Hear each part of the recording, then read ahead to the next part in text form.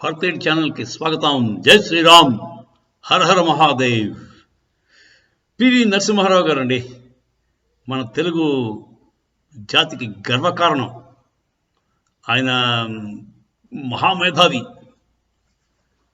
అతను ఎన్ని లాంగ్వేజెస్ అనర్గళంగా మాట్లాడతాడో 12 దాకా ఉన్నట్టుని మాట్లాడగలడం, చదవడం.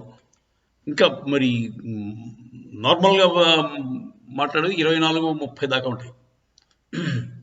ఆయన తెలుగులో సాహిత్యం మంచి రచయిత అండి. కవితలు రాస్తాడు. అలాంటి ఎక్స్ట్రాడినరీ ఇంటెలిజెన్స్ అండి అయింది. మామూలు పాలిటిక్స్లో ఉండవలసిన మనిషి కాదండి అసలు.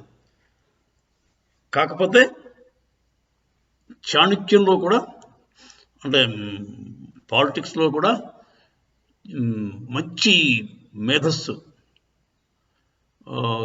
చూపించారు. అంటే అతను నియోగి బిడ్డ అండి. నియోగి బిడ్డ అంటే మీకు నియోగి బ్రాహ్మలు అదొక స్పెషల్ బ్రీడ్ అండి. బ్రాహ్మణులు అంటే మీకు తెలుసు కదా, బుర్ర బాగానే ఉంటుంది వాడికి, ఇంటలెక్చువల్స్. కాకపోతే నియోగి బ్రాహ్మలు వాళ్ళు క్షాత్రం ఉంటుందండి. అంటే క్షాత్రం అంటే మీకు తెలుసు కదా, వాలర్, ధైర్యం, సాహసం, అవసరమైతే యుద్ధాలు చేస్తారు. ఖడ్గ తెక్కన్న విన్నారా పేరు?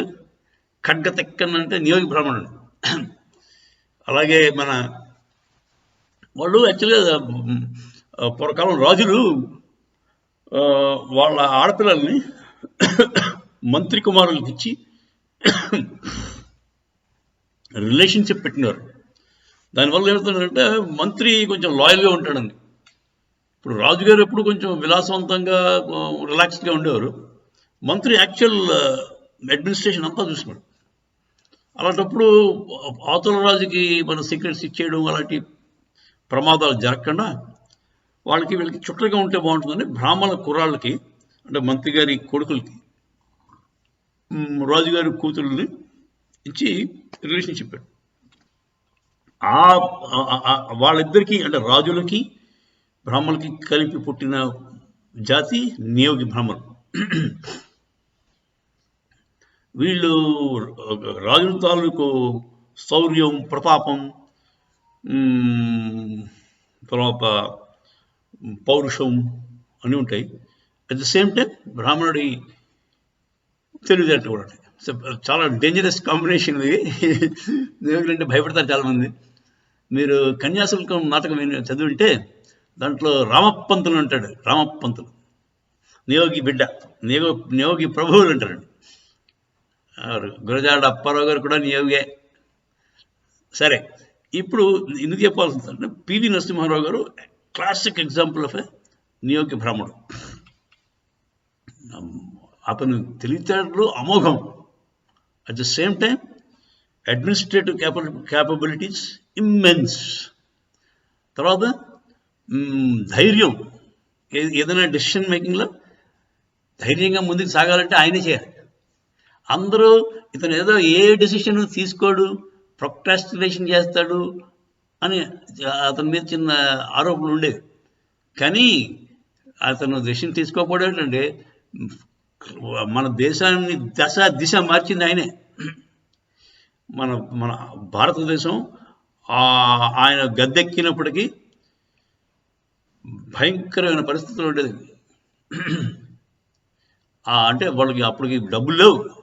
15 రోజుల నుంచి ఫారిన్ ఎక్స్చేంజ్ కరెన్సీ లేదు. ఆ సిచ్యుయేషన్ నుంచి అందరూ అప్పులకి వెళ్ళాలి, IMFకి వెళ్ళాలి, ఏదేదో చెప్పారు సలహాలు. ఈ రిజర్వ్ బ్యాంక్ గవర్నర్స్ పెద్ద పెద్ద ఫైనాన్షియల్ ఎక్స్పర్ట్స్ అందరూ.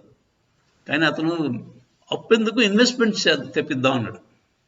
సింపుల్ లాజిక్ కదండి. అప్పెందుకు చేద్దాం, ఇన్వెస్ట్మెంట్స్ పెట్టిద్దాం అన్నాడు. తర్వాత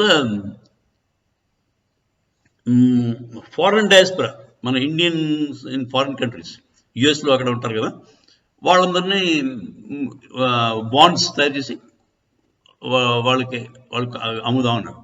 అలా సింపుల్ ట్రిక్స్ తోటి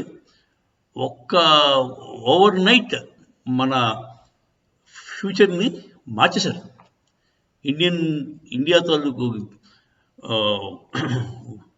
గ్రోత్ పాజిటివ్ లెవెల్కి తీసుకొచ్చాడు. అంత అంటే he could think so clearly and simply about any problem. A problem solve చేయాలన్నా ఆయన సింపుల్ సొల్యూషన్స్ ఉంటాయండి, ఎవరికి తట్టని సొల్యూషన్స్ ఉంటాయి. అలాంటి ఎక్స్ట్రాడినరీ జీనియస్ అనేది. కాకపోతే 60 ఏళ్ళ పాటు రాజకీయ జీవితం అనుభవం ఉందానికి ఏనాడు ముందుకొచ్చి అడావుడు చేసిన దాఖలా లేదండి. అంతసేపు బిహైండ్ ద సీన్ ఉండేవాడు, సింపుల్గా పనిచేసుకుంటూ పోయారు. ఆయన ఫైనాన్స్ మినిస్టర్ చేశారు, హోమ్ మినిస్టర్ చేశారంటారు, మన ఆంధ్ర చీఫ్ మినిస్టర్ చేశారు. ఆయన అంటే చేయని పదవి లేదు, పని లేదు. At the same time extremely loyal to Congress party. Congress party సిగ్గుపడాలండి ఆయనకి భారత రత్న ఇవ్వకుండా ఉండడానికి. సిగ్గుపడాలి కాంగ్రెస్ వాళ్ళు. ఆయన చేసిన సేవ కాంగ్రెస్కి కానీ దేశానికి కానీ అనన్య సామాన్యం అండి. ఒక స్టేజ్లో కాంగ్రెస్ అయిపోయింది. 90 రాజీవ్ గాంధీ గారు పోయాడు. అతను పోయిన వెంటనే ఫుల్ మెజారిటీ రాలేదు. యాక్చువల్గా అతను రాజీవ్ గాంధీ సగం ఎలక్షన్స్ అయ్యాక పోయాడు. పోయినప్పుడు ముందుది ఓడిపోయాడు, పోయిన తర్వాత ఫుల్ గెలిచాడు. గెలిచినా కూడా మెజారిటీ రాలేదు. సంకీర్ణ అంటే మొత్తం పొత్తులకు పెట్టుకుని పివి నరసింహారావు గారు గవర్నమెంట్ ఫామ్ చేశారు. అప్పటిదాకా మన హిస్టరీ ఏంటి?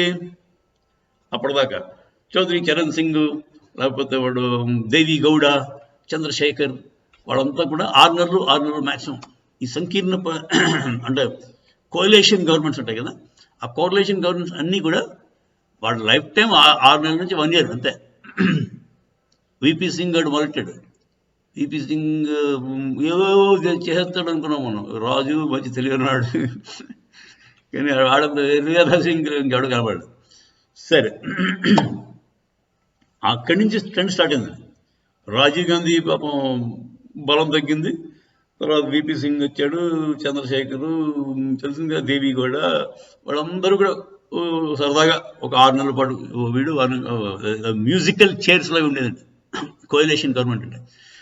పివి నరసింహారావు గారు బలం లేకుండా కోalition గవర్నమెంట్ ఫామ్ చేసి 5 ఏళ్ల పాటు విజయవంతంగా చేశారు. అది పివి నరసింహారావు గారి ఘనత. ఎంత చెప్పినా తక్కువేనండి పివి గారి గురించి. పివి చేసిన సంస్కరణ వల్ల మన దేశం అంటే ఫైనాన్షియల్ గ్రోత్ అప్పటి నుంచి స్టార్ట్ అయిందండి, ట్రిగర్ అయిపోయింది. అప్పటి నుంచి దూసుకెళ్ళిపోయింది దేశం. చైనా వాడికి అది నచ్చలేదు. మరి సోనియా గాంధీ చైనాకి సోనియా గాంధీకి మంచి దోస్తి. ఆవిడ చాలా ట్రై చేసింది పివికి చెప్పి, బాబు ఇలా చేయకని. కాకపోతే ఆయన కొంచెం పట్టించుకోవాలి. అందువల్ల అతని మీద చాలా కక్ష అండి సోనియా గాంధీ ఆయన అంటే పడకపోవడానికి మెయిన్ కారణం ఏంటంటే ఇండియాని డెవలప్ చేశాడు. ఇండియాని డెవలప్ చేస్తేలాగా డబ్బులు తినడం కష్టం కదా. డెవలప్డ్ కంట్రీ అయిపోతే అందరికీ అన్నీ తెలిసిపోతే ఇంకా మన కరప్షన్కి దానికి ఛాన్స్ తగ్గిపోతుంది.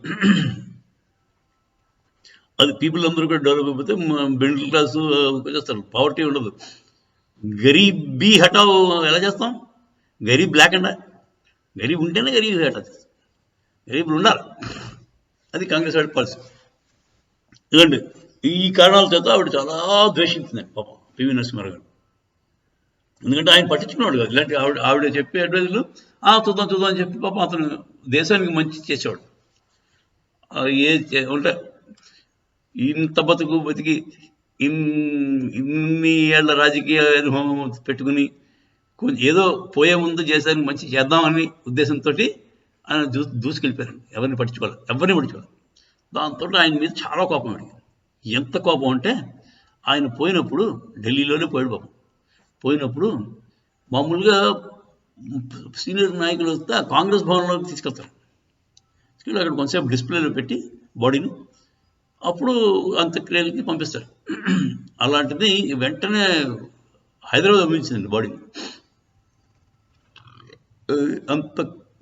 అంత అవసరం లేదండి. మేము అంత క్రూరంగా ఉండవలసిన పని అది తప్పు. అది ఎంత సేవ్ చేశాడండి ఆయన కాంగ్రెస్కి. అది ఆయన చేసిన సేవ కోసమైనా కొన్ని వీడికి ఇష్టం లేని పనులు కొన్ని చేసినందుకు కోపం ఉండొచ్చు, కానీ ఆవిడ అంత క్రూరంగా బిహేవ్ చేసుకోకూడదు. అది సరి అది పక్కన పెట్టండి. ఇప్పుడు బీజేపీ వాళ్ళు ఆయనకి భారత్ రత్న అవార్డు ప్రకటించారు. మోదీ గారు చాణక్యమే ఆయన తెలివితేటలు హ్యాట్స్ ఆఫ్. ఇప్పుడు కాంగ్రెస్ ఏం చేస్తుంది? వాళ్ళు మింగలేరు, కక్కలేరు. బయటికేమో సంతోషం వ్యక్తపరచాలా, ఎక్కడ వాళ్ళు ఇవ్వలేదు వీళ్ళు ఇచ్చేయడానికి బాధపడాలా? మరి కాంగ్రెస్ పరిస్థితి కొంచెం అయోమయంగానే ఉంది. బేసిక్గా వాళ్ళు చేయవలసిన పని బీజేపీ చేసి, అందువల్ల కొంచెం చాలా ఇబ్బందికరంగా ఉందండి.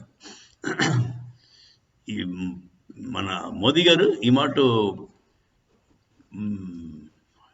భారత రత్నాల్లో పాలిటిక్స్ బాగానే వాడారు, పొలిటికల్ అక్యూమెన్ అంతా కూడా దాంట్లో పెట్టేశారు, ఆయన తెలిసేటని చూపించేశారు అని చెప్పుకోవాల్సిన అవసరం ఎంతైనా ఉందండి.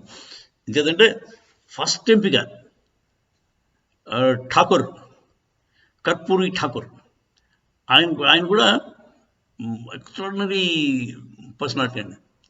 అకౌంట్ హిందీ బెల్ట్కే కన్ఫైన్డ్, కాకపోతే ఆయన చీఫ్ మినిస్టర్షిప్ చేశాడు, మంచి లీడరు, చాలామందిని అంటే నాట్ ఓన్లీ అతని లీడర్షిప్ పక్కన పెట్టండి, బోల్డ్ మంది శిష్యులు ఉండేవారు.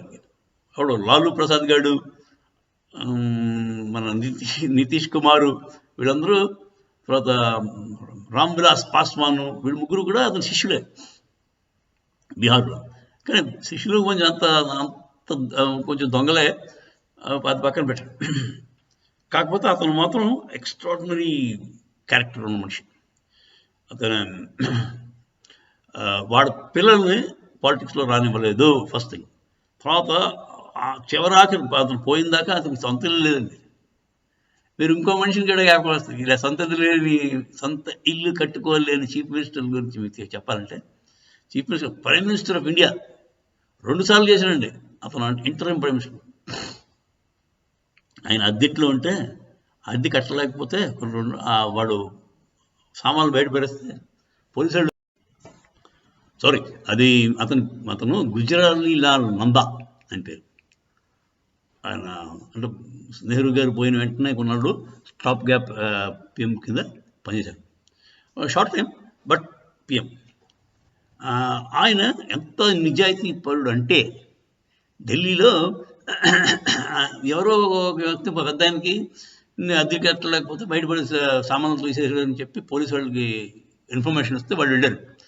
వెళ్ళి న్యూస్ పేపర్ వాళ్ళు చూసి, ఏంట్రా బాబు ఇతను గుజరాలీలో నందా, ఇతను మన ప్రైమ్ మినిస్టర్ ఒకప్పుడు అని చెప్పి వాళ్ళు గవర్నమెంట్కి తెలియజేస్తే వెంటనే గవర్నమెంట్ అలర్ట్ అయిపోయి ఆయనకి ఏదో పెన్షన్ గట్రా ఏర్పాటు చేశారు. అలాంటి నిజాయితీ పరులు ఉన్న దేశం అంది. అది కర్పూరి ఠాకూర్ అన్నట్టు. సరే, ఈ పివి నరసింహారావు గురించి మాట్లాడుతున్నాం కనుక, పివి నరసింహారావు గారు చాలా intellectual, great intellectual. At the same time అతను మంచి ఈ పొలిటికల్ అక్యూమెన్ కూడా ఉన్న మనిషి. అది ఆయనకి భారతరత్న ఇవ్వడం బీజేపీ వాళ్ళు చేసిన గొప్ప ఘనకార్యం అని చెప్పుకోవాలి. జై శ్రీరామ్, హర హర మహాదేవ్.